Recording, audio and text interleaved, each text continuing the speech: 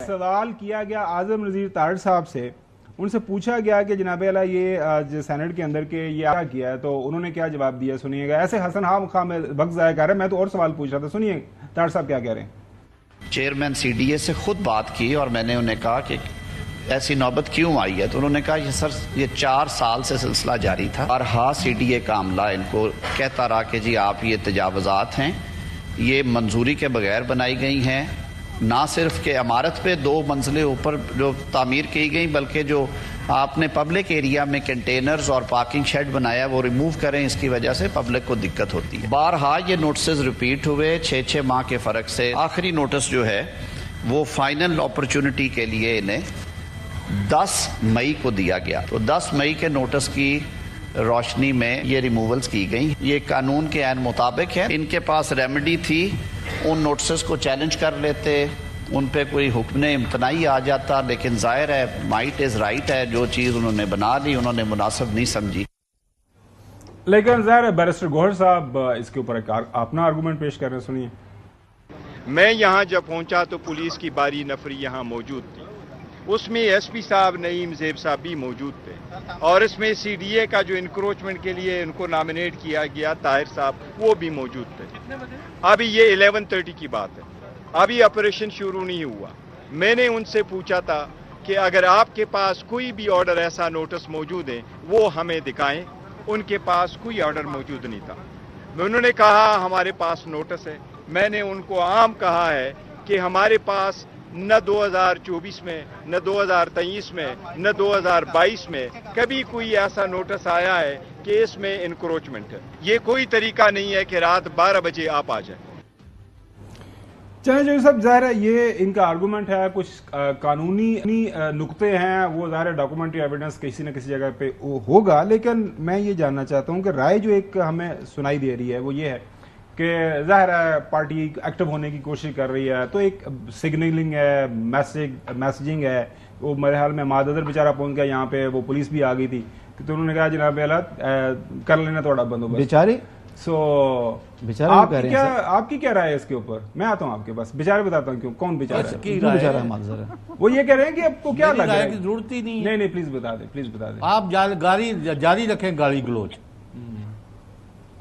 ابھی اعظم نذیر تارڑ صاحب نے بھی بات کی ہے، یہ بھی کوئی طریقہ ہے، ایک وزیر ہے انہوں نے بات شائستگی سے وہی بات کی ہے، آپ چیختے ہیں، آپ یار خاور گمن، آپ نے بھی قبر میں جانا ہے، ہم نے بھی جانا ہے، یہ آپ نے کیا شو کا حشر کر دیا ہے؟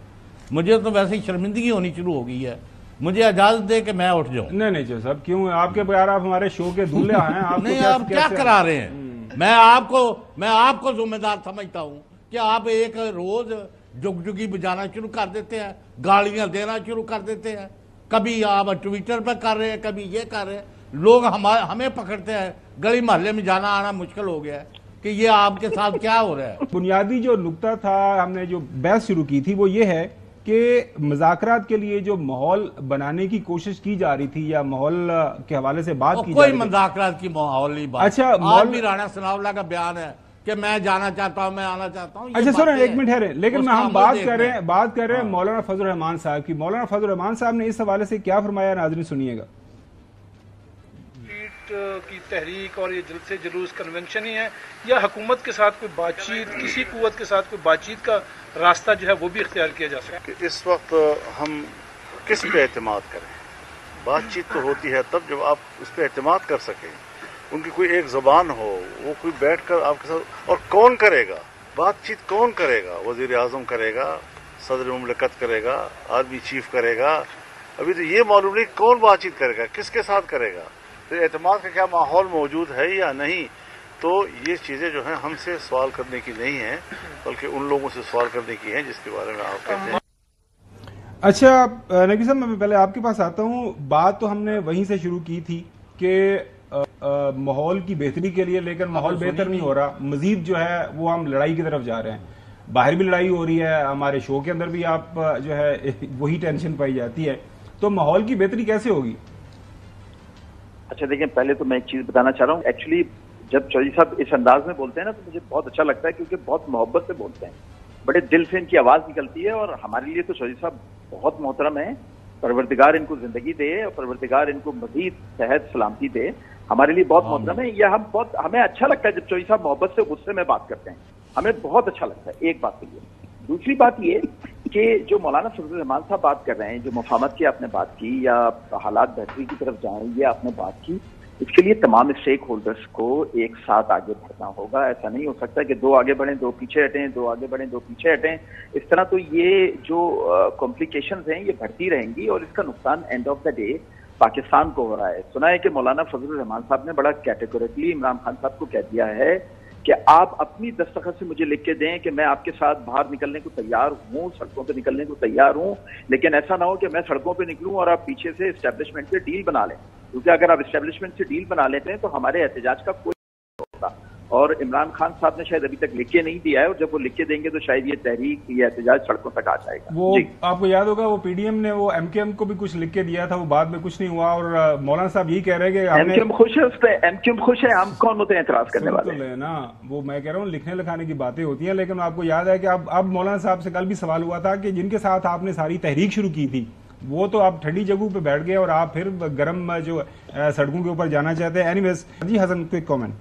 دیکھیں بات یہ ہے کہ ایک جماعت جس کا ہر کام غلط ہو, اس غلط کو میں غلط کیوں نہ کہوں. اگر آپ کی آنکھوں پر پٹی بندھی ہوئی ہے تو معذرت کے ساتھ میری آنکھوں پر پٹی نہیں ہے. آپ کی خواہشات کے مطابق میں اپنے کمنٹس نہیں کروں گا. میں جو سمجھتا ہوں حق اور سچ کے مطابق جو ان کی غلطیاں کمزوریاں ہیں میں نے وہ بیان کرنی ہیں. مجھے کوئی نہیں روک سکتا کہ میں ان کے بارے میں سچ نہ بولوں. اب انہوں نے وائلیشن کی ہے بلڈنگ کی, تو بلڈنگ کی وائلیشن کے اوپر ان کے خلاف آپریشن ہوا. شہر کے اندر دن میں 10 آپریشن ہوتے ہیں, اس پر تو کبھی کسی کو تکلیف نہیں ہوئی. ایک پارٹی نے 160 گز کی آپ کے پاس پلاٹ ہے, اس کے اوپر 2000 گز کی آپ کی جو ہے وہ انکروچمنٹ ہے. ایک فلور 160 گز کے اوپر آپ نے ایکسٹرا بنا لی ہے. فلور ایریا ریشو کے مناسبت سے آپ کی وائلیشن ہے, آپ کے خلاف کارروائی نہ ہو. اس پر میں جو بات کر رہا ہوں وہ گالی دے رہا ہوں. نہیں آپ گالی نہیں دے رہے, آپ کا آرگومنٹ ہے سامنے آ گیا. بالکل آپ ہمیشہ حقائق کے اوپر بات کرتے ہیں, آپ بالکل کٹے گا جو فیکٹس اینڈ فگرز ہیں اب وہ ضرور بات کریں اس کے اوپر.